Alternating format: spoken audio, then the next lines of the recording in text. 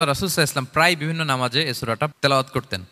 বারা ইবনে আযিব রাদিয়াল্লাহু তাআলা আনহু উনি বর্ণনা করেন যে আমি একবার এশার সালাতে আল্লাহ রাসূল সাল্লাল্লাহু আলাইহি ওয়াসাল্লামের কণ্ঠে নামাজে সূরা ৩ তিনি তেলাওয়াত করেছেন, আমি নিজ কানে শুনেছি। এবং ওনার কণ্ঠ যে এত মধুর ছিল, আমার জীবনে এত সুমধুর কণ্ঠের তেলাওয়াত আমি শুনি নাই। আল্লাহর হাবিব সাল্লাল্লাহু আলাইহি ওয়াসাল্লামের কোরআন তেলাওয়াতের যে কণ্ঠ এত সুমিষ্ট ছিল, এত চমৎকার ছিল, শুধু তেলাওয়াত শুনেই অনেকে শাহাদা পড়ে মুসলমান হয়েছে। আবু জাহেল মক্কায় নিষেধ করতো যে কেউ যাবা না মুহাম্মদের কাছে, সে পাগল, সে গণক, সে মিথ্যাবাদী, সে জাদুকর, সে স্বামী স্ত্রীর মধ্যে বিচ্ছিন্নতা নিয়ে আসে, সে বাবা ছেলেকে আলাদা করে দেয়, তার কাছেই যাবা না। আর সে যা বলে শুনবাই না, কানে আঙ্গুল দিয়ে রাখবা। তো মানুষকে যেটা নিষেধ করা হয় বেশি, মানুষের ওইটার ব্যাপারে আগ্রহ থাকে বেশি। সে যত নিষেধ করতো মানুষ আরো বেশি বেশি যেয়ে শুনতো।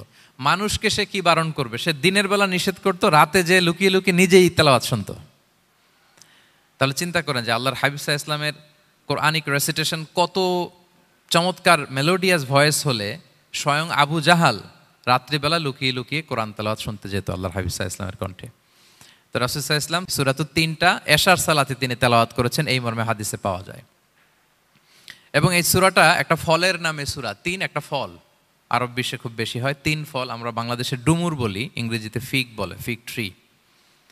তো ফলের নামে বেসিকলি আল্লাহ তাআলা এই সূরাটাকে, এই চ্যাপ্টারটাকে ডেডিকেট করেছেন।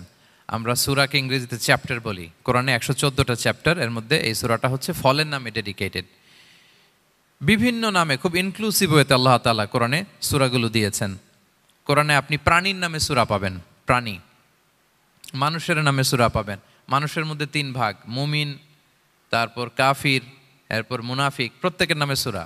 সূরাতুল মুমিনুন আছে, সূরাতুল কাফিরুন আছে, আবার সূরাতুল মুনাফিকুন আছে। আমাদের দৃশ্য জগতের সবচেয়ে বড় প্রাণীটা হচ্ছে হাতি, তাই না? এই হাতির নামে একটা সূরা আছে, বলেন তো ওই সূরার নাম কি? সূরা ফিল।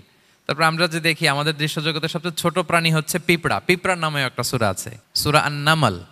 আন-নামল মানে পিঁপড়ার সূরা। মাকড়সার নামে সূরা আছে, সূরাতুল আনকাবুত। তারপর গোষ্ঠীর নামে সূরা আছে, সূরাতুল আলে ইমরান। বংশের নামে সূরা আছে, সূরাতুল কুরাইশ, কুরাইশ বংশের নামে সূরা। এইভাবে খুব ইনক্লুসিভ ওয়েতে, এমন কিছু নাই যে আল্লাহ তাআলা উল্লেখ করেন নাই। মা ফাররাতনা ফিল কিতাবি মিন শাই, উল্লেখ করে নাই কোরআনে এমন কিছু নাই, সব কিছু আল্লাহ তাআলা উল্লেখ করেছেন। তো এই সূরাটা হচ্ছে একটা ফলের নামে। ফলটার নাম হচ্ছে ৩ ফল। আল্লাহ তাআলা বলছেন ওয়াত-তিন, তিনের শপথ। আমি একবার সরল বঙ্গানুবাদ করি, এরপর আমি তাফসিরে ঢুকি। তিনের শপথ, ওয়াজ-জাইতুন, জাইতুনের শপথ, ওয়াতুরি সিনিন, সিনাই পর্বতের শপথ, ওয়াহাদাল বালাদিল আমিন, এই নিরাপদ শহরের শপথ, লাকাদ খালাকনাল ইনসানা ফি আহসানি তাকওয়িম, নিশ্চয় আমি মানুষকে খুব চমৎকার সুন্দর অবয়বে সৃষ্টি করেছি। সুম্মা রাদাদনাহু আসফালা সাফিলিন, এরপরে তাকে আবার নিচু থেকে নিচুর দিকে নামিয়ে দিয়েছি। ইল্লাল্লাযীনা আমানু ওয়া আমিলুস সলিহাত, তবে তারা ছাড়া যারা ঈমান এনেছে এবং সৎকর্ম করেছে, ফালাহুম আজরুন গায়রু মামনুন, তাদের জন্য আছে অফুরন্ত পুরস্কার। ফামা ইউকাযযিবুকা বা'দু বিদ্দিন, এগুলো জানার পরও কিসে তোমাকে দিন অস্বীকারের ব্যাপারে উদ্বুদ্ধ করলো? আলাইসাল্লাহু বিআহকামিল হাকিমিন, আল্লাহ তাআলা কি শ্রেষ্ঠ বিচারক নন? সাদাকাল্লাহুল আযীম। এই হচ্ছে এই সূরাটির সরল অনুবাদ। এবার আমরা তাফসিরে ঢুকি। প্রথমে আল্লাহ তাআলা বলেছেন ওয়াত-তিন, তিনের শপথ। ৩ মানে তো আমরা জানলাম, 3 মানে ডুমুর। আল্লাহর হাবিব সাল্লাল্লাহু আলাইহি ওয়াসাল্লাম তিনি 3 ফল পছন্দ করতেন, এবং এটা ডায়াবেটিক্সের জন্য ভালো, ডায়াবেটিক্স নিয়ন্ত্রণ করে। আমাদের বোনদের যাদের ইররেগুলার মেনস্ট্রুয়েশনাল পিরিয়ড হয়, এটার জন্য এটা খুব ভালো, এবং খুব স্ট্রেংথ, স্টেমিনা আনে শরীরে। এটা জান্নাতের একটা গাছ।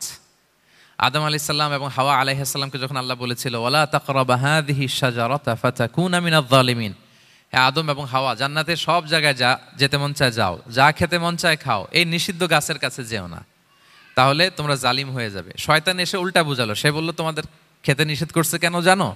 আল্লাহ চায় না যে তোমরা জান্নাতে থাকো, আল্লাহ চায় এখান থেকে তোমাদের বের করে দিবে, কিন্তু তোমরা যদি এই গাছের ফল খাও আল্লাহ আর বের করতে পারবে না। দেখছেন শয়তানের অবস্থা? শয়তান কিন্তু নেগেটিভিটি নিয়ে সামনে আসে না, আসে খুব আপনার ওয়েল উইশার হিসেবে, উপদেশ নিয়ে, খুব ভালো একটা পজিটিভ ওয়েতে আসে।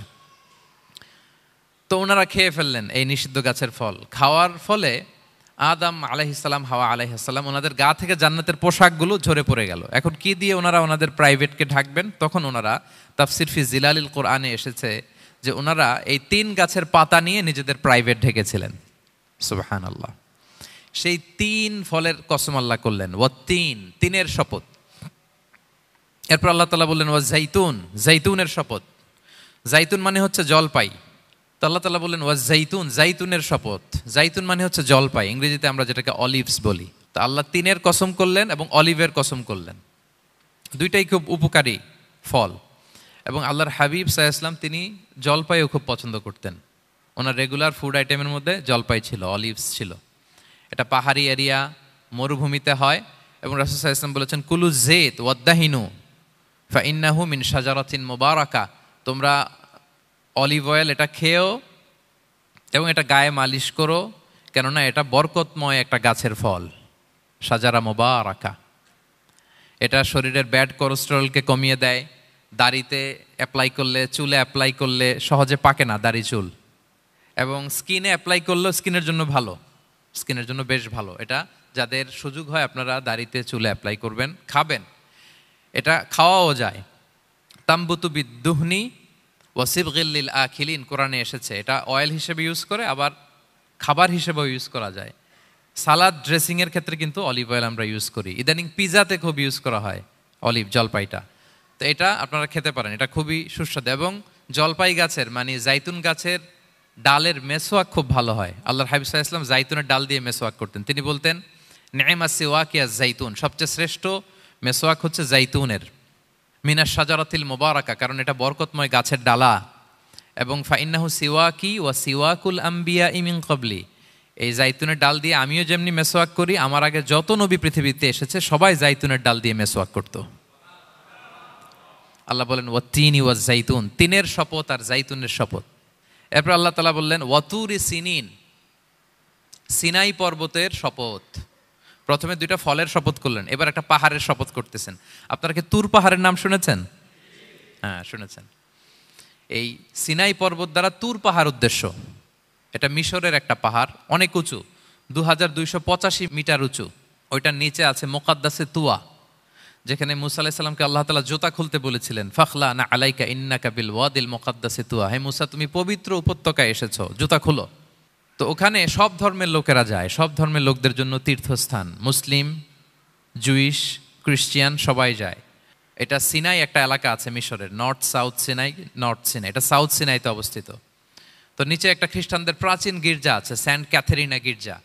সেখান থেকে চলতে চলতে আপনাকে উপরে যেতে হবে, ফজরের পরে আবার চলে আসতে হবে, তা না হলে দুপুরবেলায় 10টা-11টার দিকে এমন সূর্যের প্রখর তাপ ওই পাথরের মধ্যে লাগে, ওখানে আর থাকা যায় না। একেবারে তুর পাহাড়ের উপরে সেখানে খ্রিস্টানদের জন্য ছোট্ট একটা সিনাগোগ আছে, তারা প্রার্থনা করে। খ্রিস্টানদের একটা চার্চ আছে, মুসলিমদের জন্য ছোট্ট একটা মুসল্লা আছে সুরাওয়ের মতো।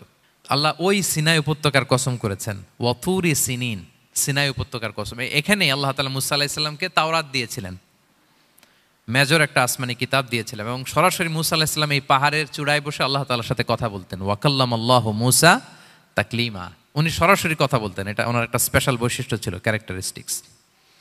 এবং আল্লাহ তাআলা নূরের তাজাল্লি দিয়ে এই পাহাড়কে একবার জ্বালিয়ে দিয়েছিলেন। আজও এই পাহাড়ের রংটা অনেকটা একটু লালচে, একটু কালোচে, একটু রেডিশ কালারের। এবং মুসা আলাইহিস সালাম এই নূরের তাজাল্লির ঝলকে তিনি বেহুশ হয়ে গিয়েছিলেন এই পাহাড়ের উপরে। ইয়াজুজ মাহাজুজ যখন কিয়ামতের আগে আগমন করবে, তখন মুসলমানদের সেন্টার হবে। ঈসা আলাইহিস সালাম মুসলমানদেরকে নিয়ে ওইখানে অবস্থান করবেন, এই তুর পাহাড়ের ওখানে। এবং আল্লাহর হাবিব সাল্লাল্লাহু আলাইহি ওয়াসাল্লামের মেরাজের রাতে ইসরার সময় একটা স্টেশন ছিল এই তুর পাহাড়। জিবরাইল আলাইহিস সালাম এই তুর পাহাড়ে আল্লাহর হাবিব সাল্লাল্লাহু আলাইহি ওয়াসাল্লামকে নামিয়ে বলেছিলেন যে এটা জাবাল মুসা, আপনার ভাই মুসার পাহাড়, আপনি এখানে 2 রাকাত নামাজ পড়েন, দোয়া করেন। আল্লাহর হাবিব সাল্লাল্লাহু আলাইহি ওয়াসাল্লাম এই তুর পাহাড়ে 2 রাকাত সালাত আদায় করেছিলেন এবং দোয়া করেছিলেন। আল্লাহ এই তুর পাহাড়ের কসম কাটলেন, ওয়াতুরি সিনিন, সিনাই পর্বতের কসম, যেখানে তাওরাত কিতাব নাজিল হয়েছিল। এরপর আল্লাহ তাআলা বললেন ওয়াহাদাল বালাদিল আমিন, আর এই নিরাপদ শহরের শপথ। এই শহর দ্বারা মক্কা শহর উদ্দেশ্য, কারণ রাসূল সাল্লাল্লাহু আলাইহি ওয়াসাল্লাম তখন মক্কায় ছিলেন, মক্কা নগরী। এই শহরের পূর্ব নাম ছিল বাক্কা। মক্কা নগরীকে বলা হয় উম্মুল কুরা, সব শহরের মা, সব শহরের সেন্টার, পৃথিবীর নাভিস্থল।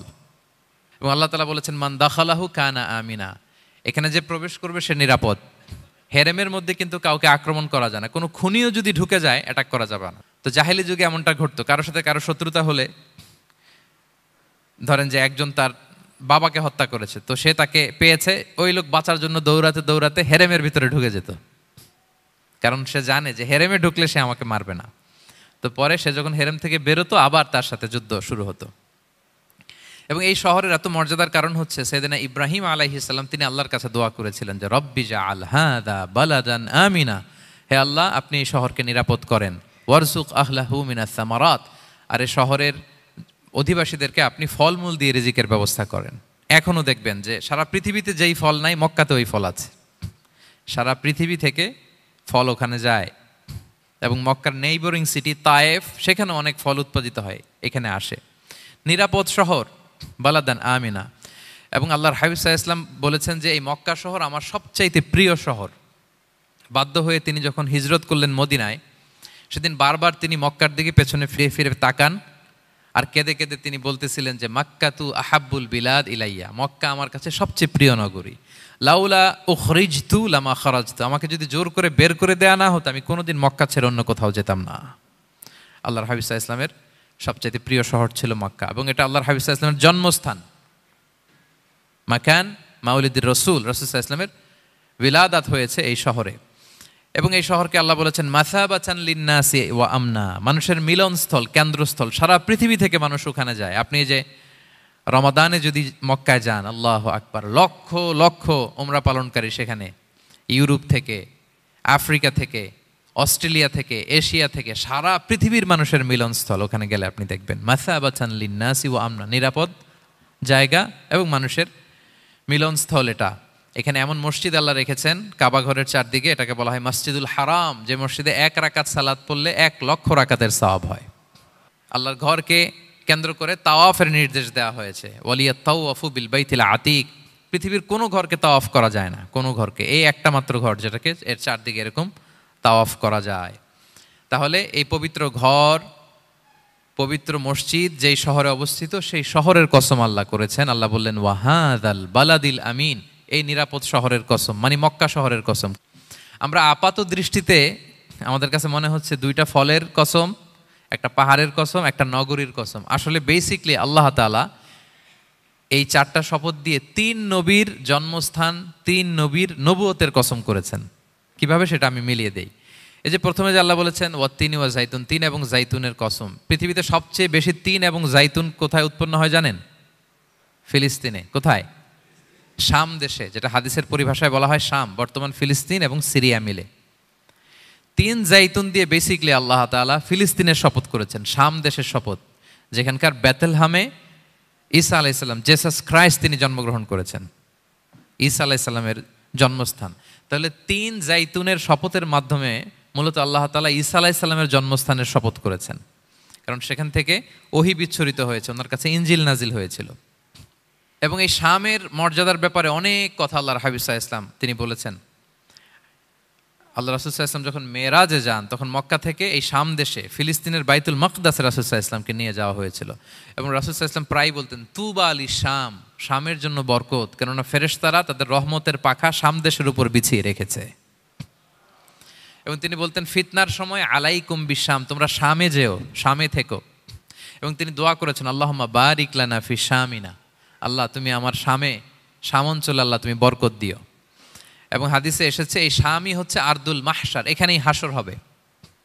শাম অঞ্চলকে বিস্তীর্ণ করে এখানেই ময়দানুল মাহশার আল্লাহ তাআলা কায়েম করবেন, হাসরের ময়দান এখানেই হবে।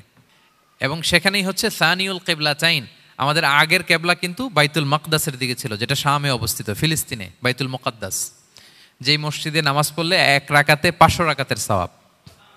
3টা মসজিদে সালাত পড়লে স্পেশাল ভার্চুর কথা আছে, এর বাইরে আর অন্য মসজিদের বিশেষ কোনো ফজিলত নাই, বাকি সব মসজিদ সমান। এক হচ্ছে মসজিদুল হারাম, 1 রাকাতে 1 লক্ষ রাকাত। 2 নম্বর মসজিদে নববী, 1 রাকাতে 1000 রাকাতের সওয়াব, আর একটা দুর্বল বর্ণনায় 50,000 রাকাতের সওয়াব। 3 নম্বরে এই মসজিদুল আকসা, 1 রাকাতে 500 রাকাতের সওয়াব। এই 3 মসজিদে যেন আমরা যে সালাত আদায় করতে পারি, আল্লাহ তুমি তৌফিক দান করো। 2 মসজিদে তো একেবারেই সহজ যাওয়া, মক্কা মদিনাতে। বাইতুল মাকদাসের জন্য আমরা যেতে পারি, আল্লাহ তুমি সেই পরিস্থিতি আমাদের জন্য তৈরি করে দাও। তো এই বাইতুল মাকদাসের দিকে রাসূল সাল্লাল্লাহু আলাইহি ওয়াসাল্লাম টানা 14 বছর নামাজ পড়েছেন। 14 বছর। প্রথম 13 বছর কোনো সমস্যা হয়নি মক্কায়, কারণ তখন কেবলা বাইতুল মুকাদ্দাস থাকলেও রাসূল সাল্লাল্লাহু আলাইহি ওয়াসাল্লাম সামনে রাখতেন কাবাকে। কেবলা বাইতুল মুকাদ্দাস, কিন্তু তিনি তো মক্কায় ছিলেন নবুয়তির প্রথম 13 বছর, সামনে কাবাকে রাখতেন, তারপরে টু দ্য ডাইরেকশন অফ বাইতুল মুকাদ্দাস। কিন্তু যখন মদিনায় গেলেন তখন তো আর কাবা নাই, তখন রাসূল সাল্লাল্লাহু আলাইহি ওয়াসাল্লাম কাবাকে মিস করতে আরম্ভ করলেন। আর প্রায় আল্লাহর কাছে কামনা করতেন আমার বংশের গোড়া ইব্রাহিম আলাইহিস সালামের রুট যেখানে, আমার জন্মস্থান, সেই কাবার দিকে যদি আবার কেবলাটা ফিরিয়ে দেয়া হতো। কদ নারা তাকাল্লুবা ওয়াজহিকা ফিস সামা ফালানুওয়াল্লিয়ান্নাকা কিবলাতান তারদাহা। আল্লাহ আয়াত নাজিল করলেন, নবী আপনি আকাশের দিকে তাকিয়ে কি ভাবেন আমি বুঝি, আপনি চান কেবলা যেন আমি মক্কার দিকে ঘুরিয়ে দেই। আল্লাহ তাআলা ঘুরিয়ে দিলেন। আল্লাহ বলেন ফাওয়াল্লি ওয়াজহাকা শাতরাল মসজিদিল হারাম, এখন থেকে মসজিদুল হারামের দিকে আপনি টু দ্য ডাইরেকশন অফ কেবলা নামাজ পড়বেন। কেবলা চেঞ্জ হয়ে গেল। তো মদিনায় যে 16-17 মাস আর মক্কায় 13 বছর, মোট 14 বছর আল্লাহর হাবিব সাল্লাল্লাহু আলাইহি ওয়াসাল্লাম এই মসজিদুল আকসার দিকেই হয়েই তিনি নামাজ পড়েছেন। এটা আমাদের আগের কেবলা ছিল। এবং শেষে কিয়ামতের আগে যে মালহামার যুদ্ধ হবে, তখন রাসূল সাল্লাল্লাহু আলাইহি ওয়াসাল্লাম বলেছেন মালহামার যুদ্ধের সময় মুসলমানদের ফুস্তাদ বা তাবু হবে, শিবির হবে এই ফিলিস্তিনের দামেস্কের পাশে আল গৌতা নামে এক জায়গা আছে, ওই গৌতাতে। এবং ঈসা আলাইহিস সালাম এসে যে দাজ্জালকে হত্যা করবেন সেটাও ওই শামে। ফিলিস্তিনের বাবুল লুদ এখনো একটা জায়গা আছে, ওই জায়গাটার নাম এখনো বাবুল লুদ, ওখানে তিনি দাজ্জালকে হত্যা করবেন। এবং সেখানে একটা সাদা মিনারা আছে, ফেরেশতার পাখায় ভর করে ঈসা আলাইহিস সালাম তখন সেখানে নেমে আসবেন। ওই ফিলিস্তিনের ওই শাম দেশের ওই মিনারার পাশে তিনি এসে পৃথিবীতে তিনি নুজুল করবেন, নুজুল ঈসা আলাইহিস সালাম। তো তিন এবং জাইতুনের কসম করে বেসিকলি আল্লাহ তাআলা ঈসা আলাইহিস সালামের জন্মস্থানের কসম করেছেন। কারণ তিন এবং জাইতুন, ডুমুর এবং জলপাই, অলিভ কোন দেশে বেশি হয়? শাম দেশে। আওয়াজ করে বলেন কোন দেশে? বর্তমান ফিলিস্তিন এবং সিরিয়া। এবং ওই ভূখণ্ডে আল্লাহ নবী ঈসা আলাইহিস সালামের জন্মস্থান। তাহলে এই দুই ফলের কসম করে বেসিকলি আল্লাহ তাআলা ঈসা আলাইহিস সালামের জন্মস্থানের কসম করেছেন। ওনার প্রতি নাজিল হওয়া যে তাওরাত ইনজিল গ্রন্থ, এই রেভেলেশনের কসম করেছেন। আচ্ছা, এরপরে ওয়াতুরি সিনিন, সিনাই পর্বতের কসম। সিনাই পর্বত বা তুর পাহাড় হচ্ছে মিশরে অবস্থিত, আর মিশর হচ্ছে মুসা আলাইহিস সালামের জন্মস্থান। কার জন্মস্থান?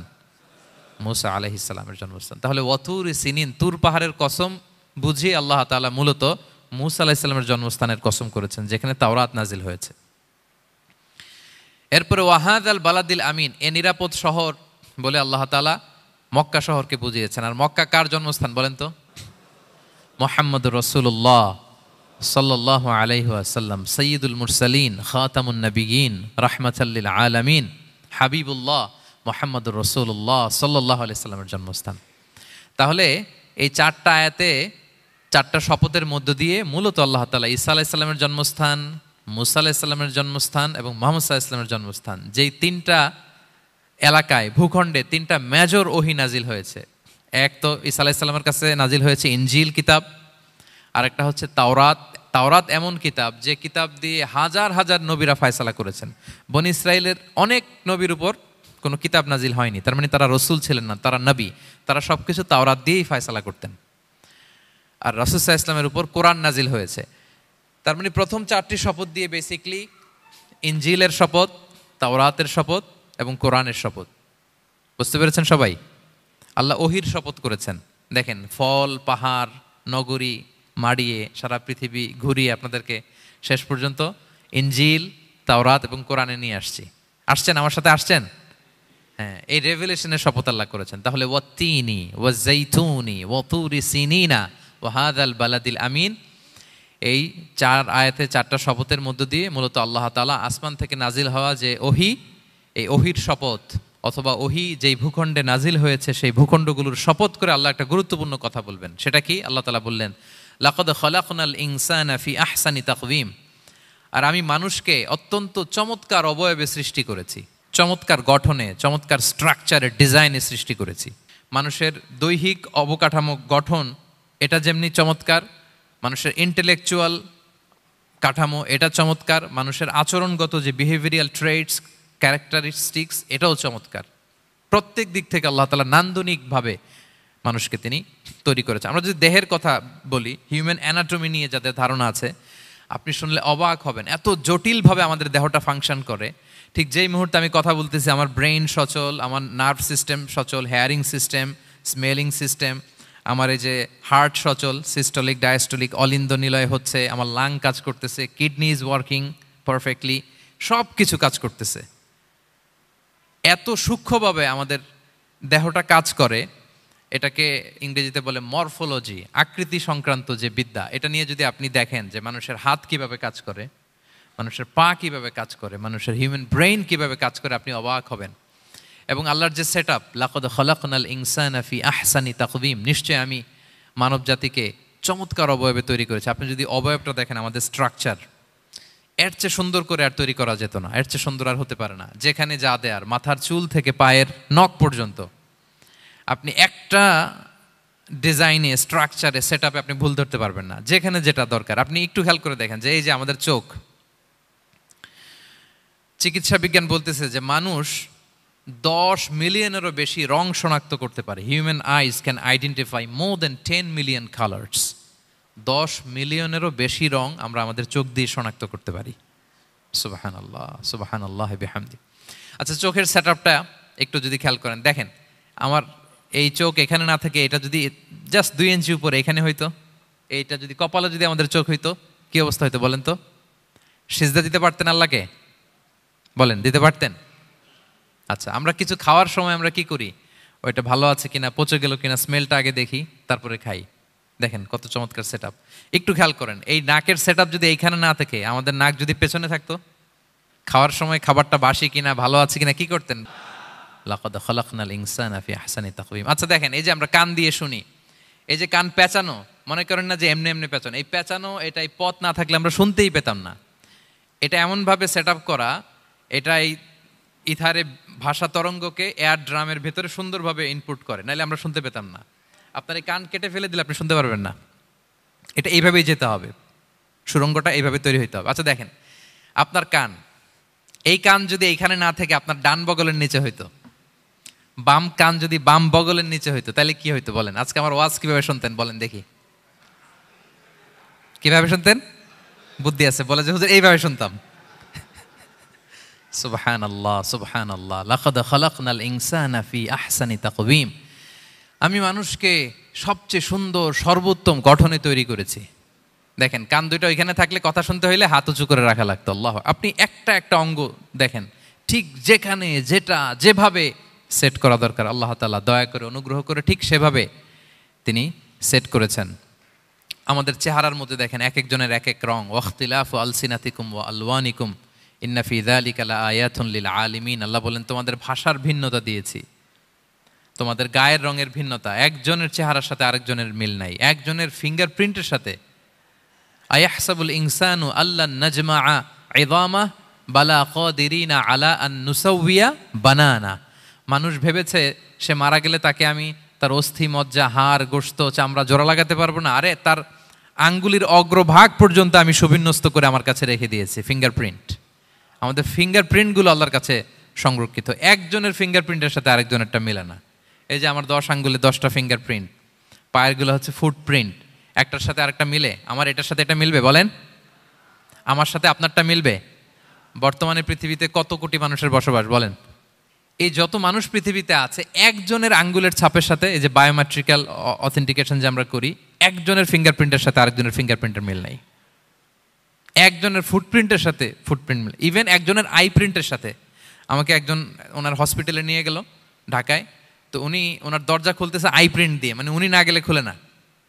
উনি আর ওনার খুব কাছের স্টাফ, এটা গুরুত্বপূর্ণ একটা অফিস, তো উনি চোখ দিল, আই প্রিন্ট নিল, এরপরে দরজা খুলে যাচ্ছে।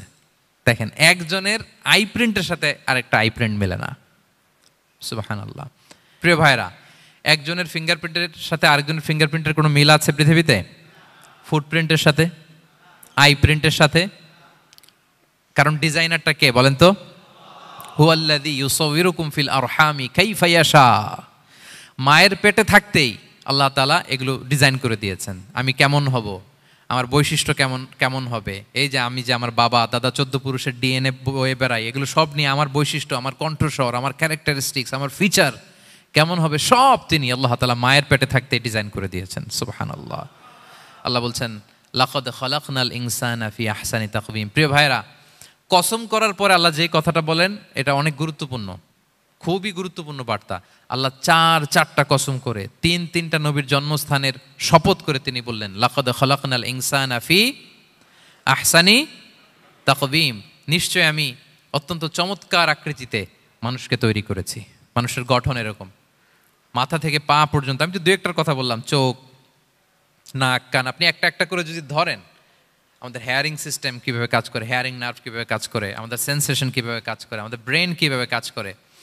আমাদের এক একজনের ব্রেন 1.5 কেজি ওজন, 3 পাউন্ডের মতো একটা সুস্থ মানুষের অ্যাভারেজ ব্রেনের ওজন। এই ব্রেনের মেমোরি হচ্ছে 2.5 মিলিয়ন গিগাবাইট। আপনার মোবাইলে স্পেস কত বলেন, মেমোরি কত? হ্যাঁ, 512 জিবি। আর আমার আর আপনার ব্রেইনের যে মেমোরি, এই মেমোরি হচ্ছে 2.5 মিলিয়ন গিগাবাইটস। আল্লাহ, এই যে প্রতি মুহূর্তে আমাদের নিউরন কানেক্টিভিটি হচ্ছে, ব্রেনের স্নায়ুগুলোর যত কানেক্টিভিটি হয়, যত আমরা চিন্তা করে ব্রেনকে খাটাই, নতুন নতুন জিনিস আমরা তৈরি করতে পারি। এবং এমনভাবে আল্লাহ তাআলা এমন সফিস্টিকেটেড ব্রেইন আল্লাহ মানুষকে দিয়েছে, মানুষ পারে না এমন কিছু নাই। মানুষ যা কল্পনা করতে পারে মানুষ তা করে দেখাতে পারে। এজন্য আমাদের কল্পনার জানালাটাকে বড় করতে হবে। আই রিপিট, মানুষ যা কল্পনা করতে পারে, ইমাজিন করতে পারে, সেটা মানুষ করে দেখাতে পারে। ওই ক্যাপাসিটি দিয়ে আল্লাহ তাআলা মানুষকে তৈরি করেছেন। সুবহানাল্লাহ, সুবহানাল্লাহ। লাকাদ খালাকনাল ইনসানা ফি আহসানি তাকওয়িম। এই ব্রেনকে খাটিয়ে মানুষের কত ইনভেনশন, কত ডিসকভারি, মানুষ সভ্যতার পর সভ্যতা বিনির্মাণ করেছে। চোখ ধাঁধানো মানুষের আবিষ্কার তাক লাগিয়ে দিয়েছে গোটা বিশ্বে, একটার পর একটা করে। আল্লাহ এমনভাবে মানুষকে তিনি তৈরি করেছেন। লাকাদ খালাকনাল ইনসানা ফি আহসানি তাকওয়িম। চমৎকার অবয়বে, তার দৈহিক অবয়ব যেমনি সুন্দর, তার বুদ্ধিগত, তার চিন্তাগত, তার ইন্টেলেক্ট, এটাও তেমন সুন্দর, এটাও তেমন চমৎকার। পৃথিবীর কোনো প্রাণীকে আল্লাহ তাআলা এরকম হিউম্যান ব্রেনের মতো এরকম সফিস্টিকেটেড ব্রেন দিয়ে, ইন্টেলেক্ট দিয়ে তৈরি করেনি। এজন্য সব প্রাণী থেকে মানুষ আলাদা। সব প্রাণী থেকে মানুষের চিন্তা, বিবেক, বুদ্ধি এগুলো আলাদা। তাহলে দেখেন, মানুষের শ্রেষ্ঠত্ব মূলত এগুলোর দ্বারা। মানুষ যদি তার চিন্তা, বিবেক, বুদ্ধি খাটায়, সে শ্রেষ্ঠ হয়ে যায়। আমি একটা কথা প্রায় বলি যে মানুষ যদি ভালো হয় সে ফেরেশতার চেয়েও ভালো, আর মানুষ যদি খারাপ হয় সে পশুর চেয়েও নিকৃষ্ট। আল্লাহ বলেন, উলাইকা কাল আনআমি বাল হুম আদাল লাহুম কুলুবুল লা ইয়াফকাহুনা বিহা ওয়া লাহুম আ'য়ুনুল লা ইউবসিরুনা বিহা ওয়া লাহুম আযানুল লা ইয়াসমাউনা বিহা উলাইকা কাল আনআমি বাল হুম আদাল। তাদের হৃদয় আছে, ওটা দিয়ে অনুধাবন করে না সত্যকে। চোখ আছে, ওটা দিয়ে সে সত্যটা দেখে না। কান আছে, হকের কথা শোনে না। উলাইকা কাল আনআম, আল্লাহ বলেন তারা প্রাণীর মতো, চতুষ্পদ জন্তুর ন্যায়। শুধু অতটুকুই না, বাল হুম আদাল, তারা তার চেয়েও নিকৃষ্ট, তার চেয়েও নিকৃষ্ট। তাহলে মানুষ ভালো হলে সে ফেরেশতাকে ছাড়িয়ে যায়, আর মানুষ নিকৃষ্ট হলে সে পশুত্বকে হার মানায়। কথা বুঝতে পেরেছেন? মানে আমরা ভালো হলে সবচেয়ে ভালো, খারাপ হলে সবচেয়ে খারাপ। একটা পশু আর একটা পশুকে হত্যা করে কেটে 20 টুকরা করছে, এরকম কোনো নিউজে আসছে কোনোদিন? কিন্তু আশরাফুল মাখলুকাত মানুষ তার মতো রক্তে মাংসে গড়া আরেকটা মানুষকে নির্মমভাবে হত্যা করে কেটে 20 টুকরা করে বস্তাবন্দি করে ডোবার মধ্যে ফেলে রাখছে, এরকম নিউজ আছে না বলেন? আছে। মানুষ তার মতো একটা মানুষকে নির্মমভাবে হত্যা করে। এরকমও তো আছে যে কেরোসিন দিয়ে তার মতো আরেকটা মানুষকে সে জ্বালিয়ে দিয়েছে, আছে না নাই বলেন? গ্রামের পর গ্রাম জ্বালিয়ে দেয়, জনপদের পর জনপদ ধ্বংস করে দেয়, বোমা মেরে শহর উড়িয়ে দেয়। লিটল বয় মেরেছিল আমেরিকান সোলজাররা জাপানের হিরোশিমা শহরের উপর। আমি হিরোশিমা তো গত বছর ভিজিট করে আসলাম, আমি নিজে দেখে এসেছি যে এখানে বোমটা মেরেছে। মুহূর্তের মধ্যে পুরো শহর ভ্যানিশ, এমন রেডিয়েশন। তো যেই আমেরিকান পাইলট বোমা মারতেছে সেও মানুষ, সেও কি? আর যাদেরকে ধ্বংসের জন্য এই লিটল বয় মারলো হিরোশিমাতে আর ফ্যাটম্যান মারলো নাগাসাকিতে, এরাও কি? তাহলে দেখেন, মানুষ তার মতো আরেকটা মানুষকে এরকম মেরে টুকরো টুকরো কুচি কুচি করতে সে দ্বিধাবোধ করে না। আল্লাহ, মানুষ গণহত্যা চালায়, জেনোসাইড। এই যে আমাদের বাংলাদেশে তো কিছুদিন আগে হলো গণহত্যা, হেলিকপ্টার থেকে গুলি করে বাচ্চা মেরে ফেলতেছে। কার বাচ্চা, কার কলিজার টুকরা সন্তান, ডোন্ট কেয়ার। জনগণের টাকায়, ট্যাক্সের টাকায় কেনা বুলেট, হেলিকপ্টার দিয়ে জনগণকে, ছাত্রদেরকে হত্যা করা হয়েছে। দেখেন, সেও মানুষ। যারা হত্যা করতেছে, গণহত্যা, জেনোসাইড চালিয়েছে, তারাও মানুষ। তাহলে মানুষ যদি খারাপ হয়, মানুষের চেয়ে খারাপ আর কেউ হয়? আর মানুষ ভালো হলে মানুষের চেয়ে ভালো কেউ হতে পারে? মানুষ এমন জায়গায় যেতে পারে যেখানে ফেরেশতারাও যেতে পারে না। জিবরাইল ইসলামের যাওয়ার সীমানা যেখানে শেষ, মুহাম্মদ সাল্লাল্লাহু আলাইহি ওয়াসাল্লামের ঊর্ধ্ব জগতের কাহিনী সেখান থেকে শুরু। আল্লাহু আকবার। তাহলে মানুষ ভালো হলে ফেরেশতাকে ছাড়ায়, মানুষ খারাপ হলে পশুত্বকে হার মানায়। So the decision is yours. রাস্তা দুইটা, আপনি কোন দিকে যাবেন? আপনি কি ডান দিকে জান্নাতের পথে যাবেন নাকি বাঁ দিকে জাহান্নামের পথে যাবেন? সিদ্ধান্ত আপনার। আল্লাহ তাআলা বললেন, লাকাদ খালাকনাল ইনসানা ফি আহসানি তাকওয়িম। আমি মানুষকে চমৎকার আকৃতিতে তৈরি করেছি। হাতের মেকানিজম কি, পায়ের মেকানিজম কি, আমার চেয়ে আপনারাও ভালো জানেন। এগুলো ঘন্টার পর ঘন্টা আপনি বলতে পারবেন যে কেমনভাবে আল্লাহ তাআলা তৈরি করেছেন। আল্লাহ বলেন, মানুষকে আমি অত্যন্ত চমৎকার আকৃতি দিয়ে তৈরি করেছি। তার সৃষ্টিগত কাঠামো, তার বুদ্ধিবৃত্তিক কাঠামো, তার চিন্তাগত কাঠামো, তার আচরণগত কাঠামো, তার নৈতিকতায় তাকে এমন উচ্চ মর্যাদার আসন আমি দিয়েছি, এটা যদি সে অ্যাচিভ করে, বিলং করে, তাহলে তার চেয়ে শ্রেষ্ঠ কেউ আর হতে পারে। কিন্তু আল্লাহর দেয়া এই ক্যাপাসিটিগুলো, এই নেয়ামাগুলো যদি সে অ্যাকসেপ্ট না করে, সে যদি পশুত্বের পথে হাঁটে, সে যদি শয়তানের দেখানো পথে হাঁটে, তাহলে সে এত নিচে যাবে, অন্য কেউ আর এত নিচে যেতে পারে না। মানুষ যত নিচে যেতে পারে, ফেরেশতারাও অত নিচে যেতে পারবে না, জিন জাতীয় পারবে না, কোনো প্রাণীর পক্ষে যাওয়া সম্ভব না। তাহলে মানুষকে আল্লাহ তাআলা এমন সফিস্টিকেটেড ওয়েতে তৈরি করেছেন, চাইলে সে সবার উপরে যেতে পারে। আবার চাইলে আল্লাহর দেয়া নেয়ামতগুলোকে যদি সে ভিন্ন খাতে প্রবাহিত করে, সে সবচেয়ে নিকৃষ্ট হতে পারে। সেটাই আল্লাহ বললেন, সুম্মা রাদাদনাহু আসফালা সাফিলিন, এরপরে তাকে আমি হীন থেকে হীনতর করেছি, নিচ থেকে আরো নিচে নিয়েছি। সে যখন ঈমান আনে না, সে যখন সৎকর্ম করে না, সে যখন আল্লাহর শেখানো, আল্লাহর দেখানো রাস্তায় সে চলে না, সে যখন তার নফসের কথা শোনে, সে যখন তার প্রবৃত্তির গোলাম সাজে, সে সবচেয়ে নিকৃষ্ট হয়। আসফালা সাফিলিন মানে একেবারে নিচে, এর নিচে আর নাই। আল্লাহ বলেছেন, ইন্নাল মুনাফিকিনা ফিদ দারকিল আসফালি মিনান নার, সেখানে আল্লাহ আসফাল বলেছেন। মুনাফিকরা জাহান্নামের একেবারে তলদেশে থাকবে। তাই মানুষ যদি ঈমান আর সৎকর্মের বলে বলিয়ান না হয়, সে এত খারাপ হয়, কেউ এত নিচে যেতে পারে না। বলেন, মানুষ যত নিচে যেতে পারে, জিন তত নিচে যেতে পারবে? ফেরেশতারা পারবে না। আর মানুষ যত উপরে যেতে পারে, ফেরেশতারা এত উপরে যেতে পারবে না। সো দুইটারই সুযোগ আপনার আছে। সুম্মা রাদাদনাহু আসফালা সাফিলিনের দুইটা ব্যাখ্যা। কোনো মুফাসসির বলেছেন, যৌবনের পর, যৌবনে থাকে শক্তিশালী, বার্ধক্যের সময় যখন সে নুয়ে যায়, ছোট হয়, সে একেবারে দুর্বল হয়ে যায়, সেটা বোঝানো হয়েছে। আর অন্যান্য মুফাসসিরিন একরাম বলেছেন, না, আল্লাহর দেওয়া এই নেয়মা, ক্যাপাসিটি যখন সে সঠিক পথে কাজে লাগায় না, সে যখন প্রবৃত্তির অনুসরণ করে, সে তখন এত খারাপ হয়, এত নিচ থেকে নিচুতর হয়, এত হীন থেকে হীনতর হয়, তার চেয়ে হীনতর আর কেউ তখন হতে পারে না। সেখান থেকে বাঁচার দুটি রাস্তা আল্লাহ বলেছেন। আল্লাহ বলছেন, ইল্লাল্লাযীনা আমানু ওয়া আমিলুস সলিহাত, তবে যারা ঈমান আনে এবং সৎকর্ম করে তারা ছাড়া। তারা ওই নিচু থেকে নিচুতর নয়, তারা শ্রেষ্ঠতর। ঈমান এবং সৎকর্ম, ঈমান এবং আমলে সালেহাত। কোরআনের অনেক জায়গায় আপনি আয়াতটা পাবেন, ইন্নাল্লাযীনা আমানু ওয়া আমিলুস সলিহাতি কানাত লাহুম জান্নাতুল ফিরদাউসি নুজুলা, নিশ্চয়ই যারা ঈমান এনেছে, সৎকর্ম করেছে, তাদের জন্য আমি জান্নাতে ফেরদাউস রেখে দিয়েছি। আল্লাহ বলেন, তারা নিকৃষ্ট হবে না যারা ঈমান এনেছে, সৎকর্ম করেছে। যারা কি এনেছে? ঈমান। আর কি করেছে? সৎকর্ম করেছে। ইল্লাল্লাযীনা আমানু, যারা ঈমান এনেছে, সৎকর্ম করেছে, ফালাহুম আজরুন গায়রু মামনুন, তাদের জন্য রয়েছে অফুরন্ত পুরস্কার, মানে জান্নাত। তাদের জন্য কি? ওই জান্নাতে যেতে আমরা চাই কি চাই না বলেন? রাস্তা কয়টা? এটা চলে গেছে ডান দিকে, এটার গন্তব্য হচ্ছে ডেস্টিনেশন জান্নাতুল ফেরদাউস। আর এটা শয়তানের পথ, এটা আপনার প্রবৃত্তির দেখানো পথ, এটা চলে গিয়েছে জাহান্নামে। So now the decision is years. আপনার ডিসিশন, কোন দিকে যাবেন, ডানে না বায়ে? জান্নাতে না জাহান্নামে? জান্নাতে যেতে চাই আমরা। ফালাহুম আজরুন গায়রু মামনুন, তাদের জন্য আছে অফুরন্ত নেয়ামত, অফুরন্ত পুরস্কার। আমরা যেন সেই পুরস্কার লাভে ধন্য হতে পারি, আমরা সবাই বলি আমিন। আল্লাহ বলেন, এইভাবে চারটা কসম করার পরে, এত গুরুত্বপূর্ণ বার্তা হাজির করার পরে, তোমার ঘুমন্ত বিবেককে জাগিয়ে তোমাকে বার্তা দেওয়ার পরেও কিভাবে তুমি অস্বীকার করতে পারো আখিরাতকে?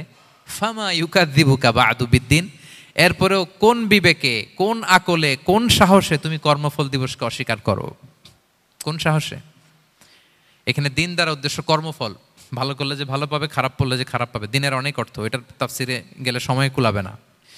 ফামা ইউকাযযিবুকা বা'দু বিদ্দিন, এরপরেও কর্মফলকে অস্বীকার করার সাহস তুমি কোত্থেকে পাও? কিসে তোমাকে উদ্বুদ্ধ করে কর্মফল দিবসকে অস্বীকার করতে? আলাইসাল্লাহু বিআহকামিল হাকিমিন, আল্লাহ তাআলা কি শ্রেষ্ঠ বিচারক নন? সূরা আবু দাউদে আল্লাহর হাবিব সাল্লাল্লাহু আলাইহি ওয়াসাল্লাম বলেন, কেউ যদি সূরাতুত তিন তেলাওয়াত করে, করতে করতে যদি শেষ আয়াতে চলে আসে, আর সে যখন পড়ে আলাইসাল্লাহু বিআহকামিল হাকিমিন, আল্লাহ তাআলা কি শ্রেষ্ঠতম বিচারকদের মধ্যে সর্বশ্রেষ্ঠ বিচারক, জাজ নন? তখন সে যেন উত্তর দেয়, এটা তো আল্লাহর প্রশ্ন। আলাইসাল্লাহু বিআহকামিল হাকিমিন, আল্লাহ আমাদেরকে প্রশ্ন ছুড়ে দিয়েছেন যে আল্লাহ তাআলা কি শ্রেষ্ঠ বিচারক নন? তখন যে তেলাওয়াত করে সেজন্য বলে বালা বালা ওয়া আনা আলা যালিকা মিনাশ শাহিদিন। বালা মানে অবশ্যই, হ্যাঁ আল্লাহ অবশ্যই আপনি শ্রেষ্ঠ বিচারক, আর আপনি যে শ্রেষ্ঠতম বিচারক এই সাক্ষী আমি দিচ্ছি, এই ঘোষণা আমি দিচ্ছি। পড়েন সুবহানাল্লাহ। আপনি দেখবেন মসজিদুল হারামে, হারামাল মাক্কিতে যখন তেলাওয়াত করে ইমাম সাহেবরা, এই আয়াতের পরেই যদি রুকুতে যায় দেখবেন ফিসফিস করে বলে যে বালা বালা ওয়া আনা আলা যালিকা মিনাশ শাহিদিন। আমি নিজে শুনেছি, দেখবেন ওনার এটা পরে, কারণ আল্লাহ এখানে প্রশ্ন ছুড়ে দিয়েছেন, আর উত্তর হিসেবে বলতে হবে বালা ওয়া আনা আলা যালিকা মিনাশ শাহিদিন। আল্লাহ অবশ্যই আপনি শ্রেষ্ঠ বিচারক। আল্লাহর চাইতে শ্রেষ্ঠ বিচারক আর হতে পারে?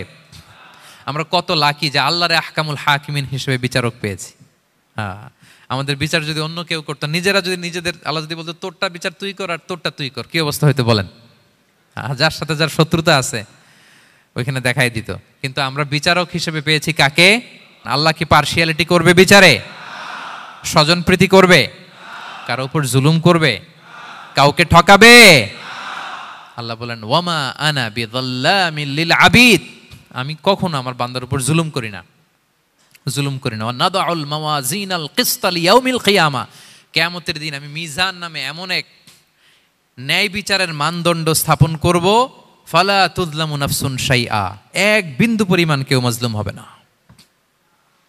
এক বিন্দু পরিমাণ কেউ মাজলুম হবে না। এজন্য দুনিয়াতে যদি বিচার না পান, আল্লাহর দরবার বিচারটা দিয়ে রাখেন, সেদিন বিচার হবে। আহকামুল হাকিমিন আপনারা ঠকাবে না। দুনিয়াতে বিচার পান নাই, মাজলুম হয়েছেন, মানুষ ভুল বুঝছে, কেউ আপনার ঠিক মতো বুঝে নাই, আপনার কথাটা কাকে বলবেন? বিপদে পড়লে ক্রাইসিস মোমেন্টে কাকে শেয়ার দিবেন? না ফেসবুকে শেয়ার দিবেন? আমরা তো ফেসবুকে শেয়ার দিয়ে দিই এখন। ফেসবুকে শেয়ার দেওয়ার আগে, বন্ধুকে শেয়ার দেওয়ার আগে, স্ত্রীর কাছে শেয়ার করার আগে আমার সমস্যার কথা আগে শেয়ার করব কাকে? কারণ আলাইসাল্লাহু বি আহকামিল হাকিমিন, আল্লাহ বলছেন আমি কি শ্রেষ্ঠ বিচারক নই? বালা বালা ইয়া রব ওয়া আনা আলা যালিকা মিনাশ শাহিদিন, অবশ্যই আল্লাহ আপনি শ্রেষ্ঠ বিচারক। ক্লিয়ার হয়েছে না সবার কাছে? শপথ কয়টা ছিল? 4টা। মূলত নবুয়তের শপথ, তাই না? নবুয়ত আমাদের জন্য সবচাইতে বড় নেয়ামত, কারণ নবীরা যদি আমাদেরকে এই তথ্যগুলো না দিতেন আমরা জান্নাত জাহান্নাম চিনতাম? ভাইরা বলেন তো, আখেরাত চিনতাম? এই যে আখেরাত হবে, পুলসিরাত হবে, day of judgement, day of accountability, আল্লাহর সুপ্রিম কোর্টের কাঠ গড়ায় পাই টু পাই হিসাব